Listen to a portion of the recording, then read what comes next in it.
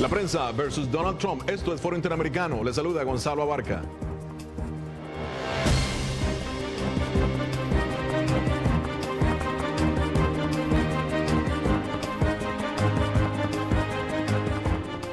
Durante décadas y por tradición, la relación entre los presidentes de Estados Unidos y el llamado Cuarto Poder ha sido accidentada. Sin embargo, es una relación abierta en la que los medios de comunicación participan en la conferencia de prensa diaria en la Casa Blanca, donde se hacen preguntas incisivas y se abordan temas delicados, ya sea con los portavoces de la Casa Blanca o los mismos jefes de Estado sin temor a represalias.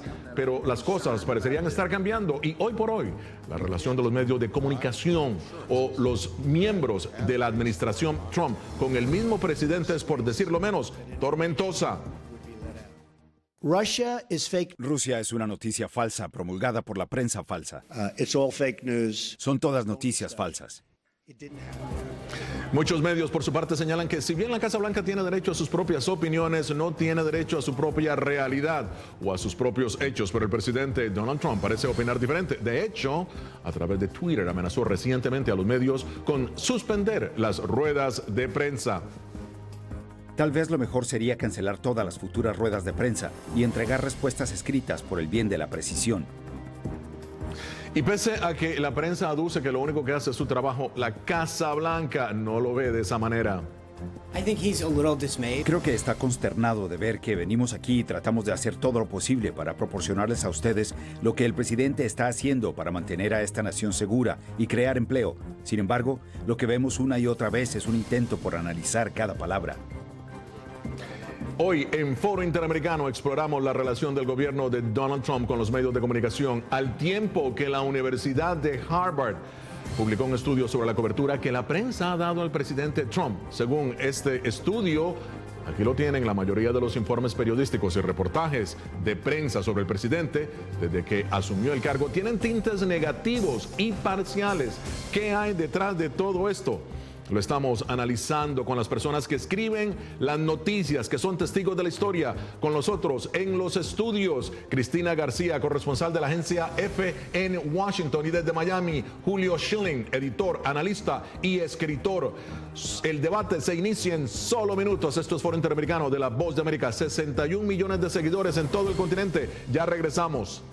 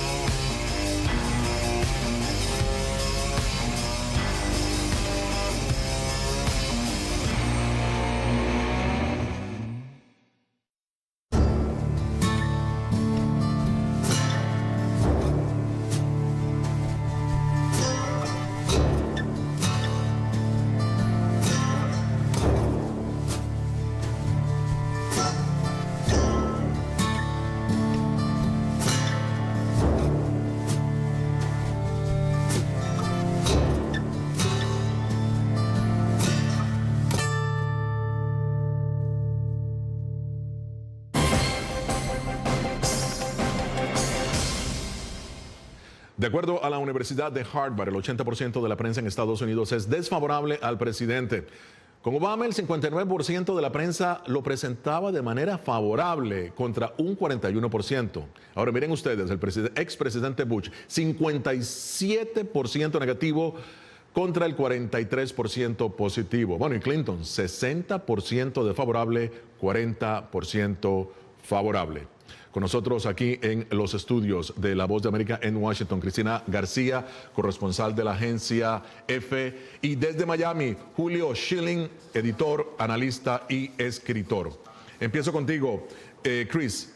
¿Qué crees tú que le está cobrando la prensa a Donald Trump? ¿Por qué lo tienen contra las cuerdas?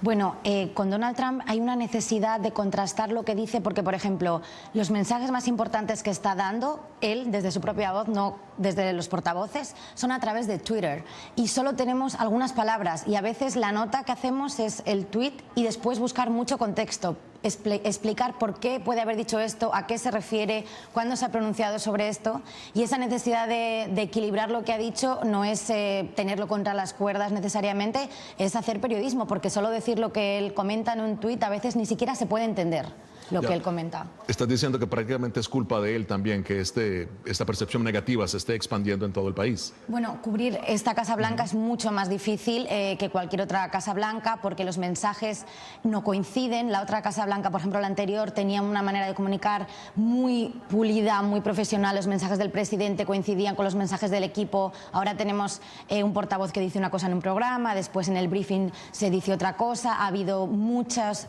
filtraciones y luego al día siguiente Donald Trump sale con un tuit en el que contradice lo que se decía el día anterior. Todo eso es muy difícil de manejar, me imagino que desde dentro, pero también para los propios periodistas que la cubren. Julio, ¿tú crees que es injusta la prensa contra el presidente Donald Trump en estos momentos? ¿Crees que los periodistas en Estados Unidos tienen una agenda hacia la izquierda? Mira, sin lugar a duda.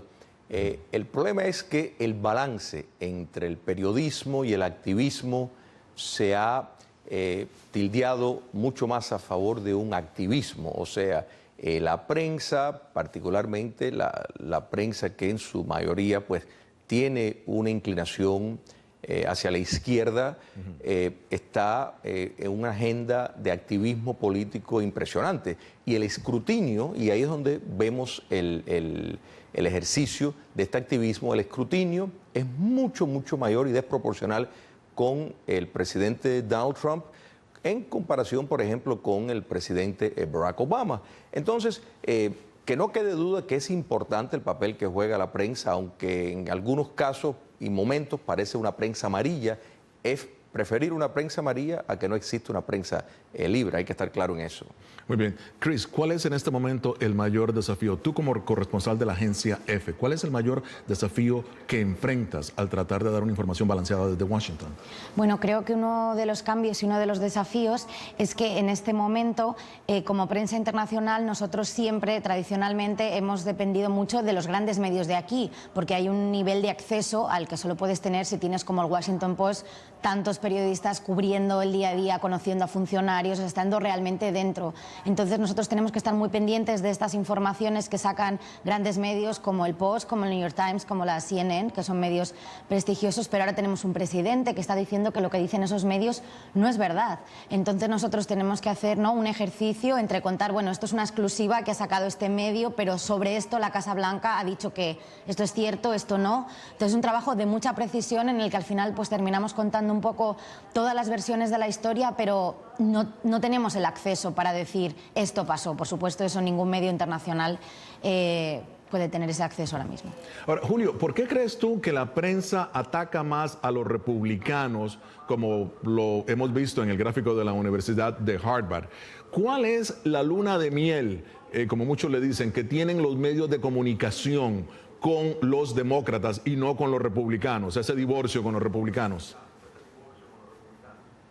Es una afinidad ideológica que está claramente establecida y la importancia que le dan a determinadas noticias y el seguimiento que eligen darle a determinadas noticias. Te das cuenta que cuando hay paralelismo igual, pues no lo hacen. El caso de Rusia es un ejemplo prototípico. O sea, bajo el reloj del presidente Obama, una empresa paraestatal rusa pues adquiere el derecho al 20% de las reservas de uranio de los Estados Unidos.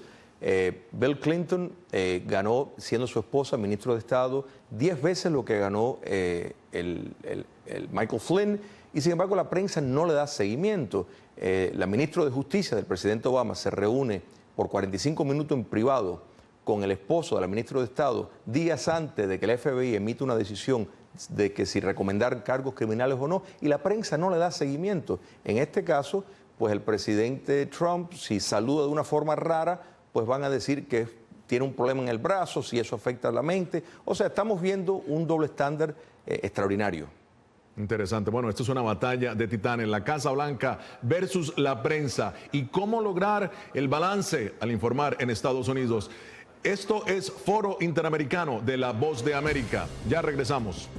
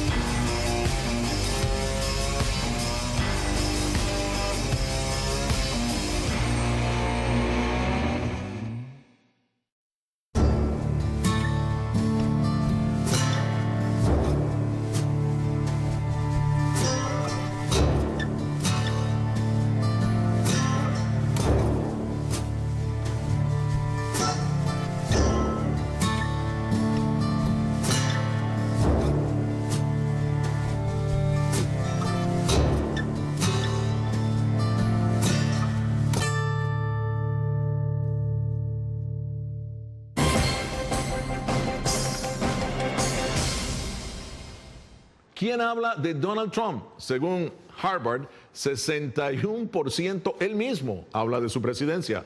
Funcionarios del gobierno, 11%, republicanos, 4%, demócratas, 6%, los manifestantes, las personas en la calle, 3%.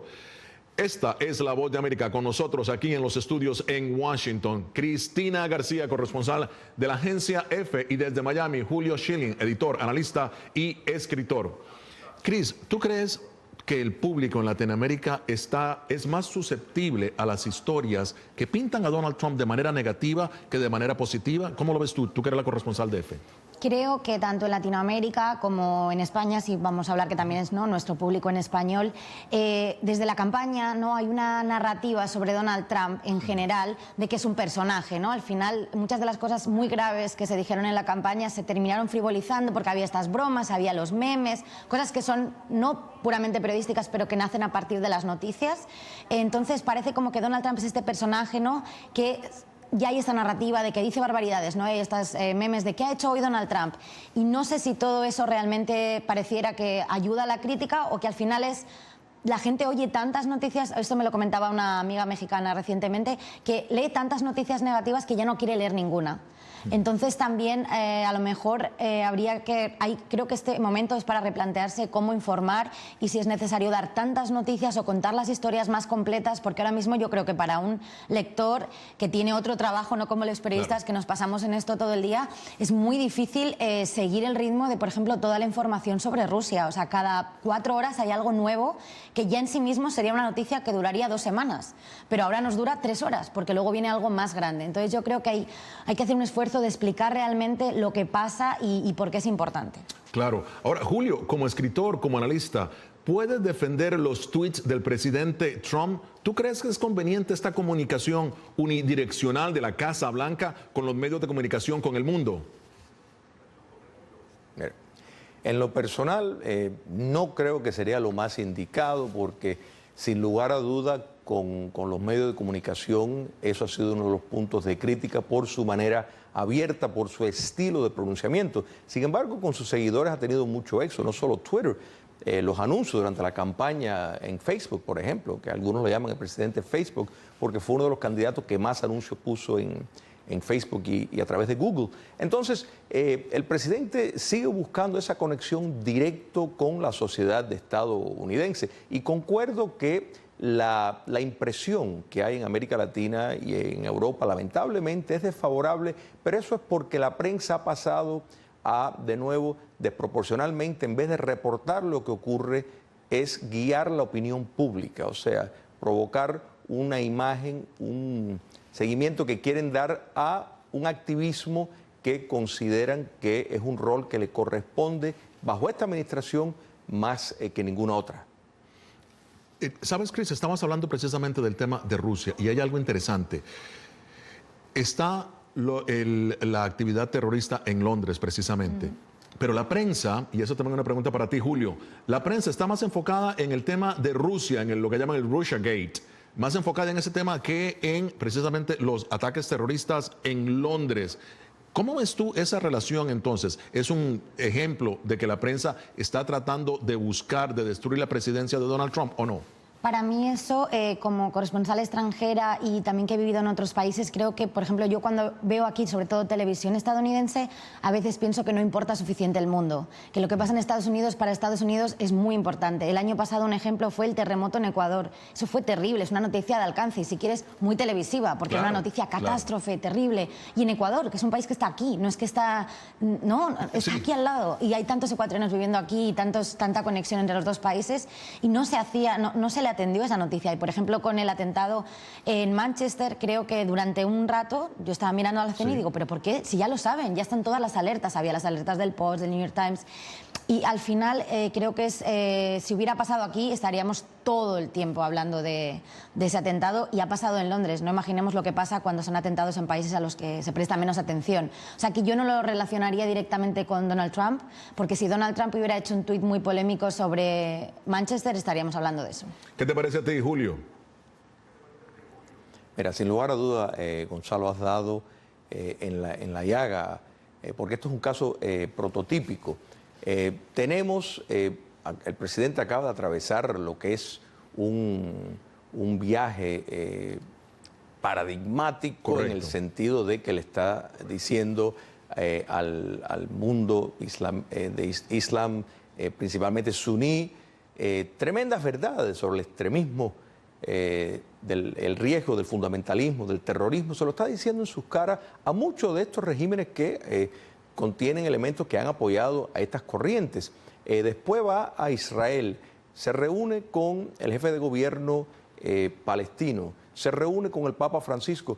Y ocurre esto en Londres, que hemos visto donde el islamismo radical en Europa es un riesgo extraordinario y sin embargo la prensa estadounidense está enfrascada en algo que se debe de investigar, se está investigando y tiene un curso de tiempo, sin embargo todo el énfasis está en eso y aquí tenemos algo que está ocurriendo de una proporción extraordinaria y no se le está dando la cobertura que se le debería dar. Mira, aprovecho, Julio, porque el propio presidente ha dicho que los medios a los que llama, por cierto, fake news, no son su enemigo, sino el enemigo del pueblo americano. Coméntanos, por favor, sobre eso. Bueno, en eso hay bastante verdad, porque cuando vemos, por ejemplo, el papel que la CNN jugó en las elecciones, donde en efecto estaba en colusión con el Comité Nacional Demócrata en tratando de en efecto, aplanar los debates a favor de la candidata Hillary Clinton, incluso en contra de su propio, otro candidato de su partido. La prensa ha sufrido un desprestigio bien grande en los Estados Unidos, que los oponentes al presidente, pues a la misma vez se ven pues reforzados con esto y las suscripciones suben. La prensa utilizó al presidente Trump durante la campaña porque era una mercancía muy vendible, los ratings a todos le subieron, entonces nunca se imaginaron que podía ganar la presidencia y ahora pues consideran tal vez su responsabilidad tratar de deshacer su presidencia y ese es el activismo que estamos viendo. ¿Crees tú que la agencia EFE forma parte de este grupo a los que Donald Trump llama fake news? No sé si él nos tiene en tanto en el punto de mira, pero desde luego lo que creo que nosotros no tenemos para nada ese papel de activismo, lo que desde luego tenemos es un papel de contar la historia completa, de contar lo que, ¿y cómo lo la que se cuentas está completa? diciendo aquí. ¿Cómo logras comprar? Si no tienes acceso a la Casa Blanca, ¿cómo la cuentas? Hombre, tenemos acceso, como todo el mundo, a las ruedas de prensa, a los mensajes públicos, pero es verdad que ahora mismo incluso medios como el Post o el New York Times están viendo cómo la Casa Blanca les contradice las informaciones que están sacando, que me imagino que para sacar ese tipo de informaciones tienen el equipo legal, tienen un montón de... lo han contrastado, porque son cosas que se están sacando muy importantes y de mucho calado. Entonces yo creo que nosotros tenemos un papel, primero que nuestro papel es contar al mundo Estados Unidos, al mundo en español, lo que está pasando aquí. Y creo que por eso también es muy importante contar, yo por ejemplo estoy haciendo muchas informaciones sobre la relación de Donald Trump con la prensa, porque eso afecta mucho sobre todo a países de América Latina. Aquí se habla mucho de que habrá libertad de prensa con Donald Trump. Aquí hay una libertad de prensa espectacular. Estados Unidos tiene libertad de prensa, miren lo que ha pasado. Donald Trump está insultando a la prensa y la prensa está más fuerte que nunca. Hay más suscripciones, hay más equipos de investigación. Claro. Los periódicos están diciendo, si nos quieres amedrentar, nosotros estamos aquí. En otros países, con mensajes, la mitad de los de Donald Trump, la prensa está callada porque no puede permitirse otra cosa. Aquí las leyes son muy fuertes también de protección a la prensa. Yo creo que donde es peligroso es si Donald Trump no defiende a los periodistas en otras partes del mundo, como sí se ha hecho siempre desde Estados Unidos. Claro. Julio, en tu opinión, esa libertad que existe aquí en Estados Unidos, como bien lo está diciendo Chris, ¿en algún momento se puede ver comprometida con estas ideas de Donald Trump precisamente de eliminar las conferencias de prensa? No lo creo. La libertad de expresión está bien fundamentada en la Constitución estadounidense, o sea que es un derecho inalienable dentro de la democracia estadounidense. Así que eso no creo que fuera posible, ni creo que sería aconsejable. Yo creo que esas expresiones del presidente tal vez están de más en ese sentido. Pero mira, te doy un ejemplo bien rápido. Si quitamos y si despersonalizamos esto y les dijera que un presidente en pronunciamientos públicos dijo que en los Estados Unidos había 57 estados, que Hawái estaba en el continente asiático y que las Islas Malvinas estaban cerca de la India, ¿qué diría la prensa que un presidente estadounidense dijera eso? Si lo hubiera dicho Donald Trump, estarían diciendo que tiene problemas mentales. Sin embargo, lo dijo el presidente Barack Obama, y el presidente Barack Obama nació en Hawái, lo dijo el presidente Barack Obama y no ha pasado, la prensa le dio seguimiento, cuestionó su capacidad mental. No. Esto es un ejemplo del doble estándar que es muy lamentable. Chris, muy bien, has dicho claramente de que en la agencia EFE, por ejemplo, ustedes se basan en informaciones como de New York Times o el Washington Post. Sin embargo, ¿a quién creer más? ¿A una fuente como el Washington Post, que ha escuchado información que se la han filtrado, o al propio testigo de la historia, como el asesor de seguridad nacional, McMaster, que ha dicho el señor presidente no cometió ningún tipo de indiscreción al hablar con los rusos? ¿Cómo se logra ¿Cómo logras informar sobre eso? ¿A quién vas a confiar? Porque nosotros no tenemos que dar por buena ninguna de las dos. Nosotros vamos a decir, ahí está información que se ha y vamos a explicar cómo se ha sacado esa información, porque no es lo mismo contar que el Washington Post tiene esta entrevista de Donald Trump, que lo mismo que el Washington Post tiene esta fuente anónima que dijo esto. Y vamos a decir, de la parte que contó el Washington Post, hay una parte que de alguna manera la Casa Blanca está dando por buena porque no han invalidado todo lo que ha dicho. Y eso es todo, es un trabajo de contar, se dijo esto, pasó esto y el contexto de cómo se produjo, que yo creo que es ahí donde un periodista tiene que hacer mucho más que decir dijo, dijeron, pasó, sino poner todo en conjunto y también un contexto que ahora mismo es muy complejo y que ni siquiera medios que tienen un batallón de periodistas aquí pues pueden desenmarañarlo, pero yo creo que es un papel muy interesante y sobre todo hacer esto de una manera que en el quinto párrafo las personas que leen desde otras partes del mundo y que no necesariamente tienen ni siquiera que saber los nombres entienden por qué esto es importante, no solo qué dice este, qué dijo el otro, sino realmente qué consecuencias puede tener y por qué es importante. Creo que ese es nuestro papel.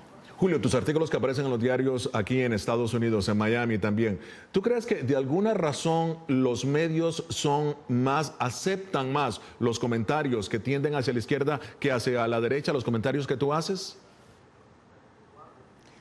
Sí, sin lugar a duda que eso es el caso y uno pues eso lo acepta como parte de la realidad. Pero es lamentable que eso suceda, El Julio. problema está... sin duda que lo es y constantemente estamos recordados de esos fenómenos. Cuando el presidente Barack Obama desde el 2009 secretamente se reunió con el régimen comunista cubano y al propio Congreso le estaba negando que estaban teniendo esas reuniones y lo hizo, con Irán hizo exactamente lo mismo. O sea que estas acciones se hubieran ocurrido bajo el reloj del presidente Trump, no lo dejarían quieto. Entonces, el tema de Rusia, volvemos, cuando el presidente de Barack Obama le dice al jefe de Estado ruso que va a tener mejor soltura en el segundo término, en el micrófono abierto, pues nadie le da importancia a eso, no se le da seguimiento. Sin embargo, la foto del presidente Trump reunido con los rusos para dar una imagen de que hay algún tipo de colusión, que hay una colaboración, tiene sus propósitos. Y sí, sin duda, dentro de los medios de comunicación, uno está en cierta minoría. Muy bien. En tu trabajo, por ejemplo, en la OEA, vamos a hablar del balance precisamente de la OEA. ¿Cómo logras dar un balance de la información que sale de la OEA, por ejemplo, en el tema de Venezuela? Bueno, en el tema de Venezuela lo más importante es hablar con todos y eso es una cosa que los periodistas deberíamos hacer siempre, contar las historias enteras. Yo creo que cada vez no hay una tendencia más con la rapidez con la que hay que trabajar de contar fragmentos, que dijo este, que el otro no. Tú, al final del día al menos, por lo menos, poder contar una historia entera. Yo lo que hago en la OEA es hablar con todas las fuentes, hablar con los países, no solo con los dos bandos más enfrentados que son, por supuesto, Venezuela, Almagro y ahora los 14 países que están intentando actuar, sino también con los países que están en medio, que es donde está la clave de los votos. Creo que el periodista tiene más que nunca que hablar con todos e ir siempre que pueda a la fuente directa y estar en los sitios, estar en los debates. Chris, muchísimas gracias. Bueno, agradezco a Cristina García aquí en Washington, la corresponsal de la agencia EFE, y en Miami a Julio Schilling. Gracias. Desde Washington les habló Gonzalo Barca.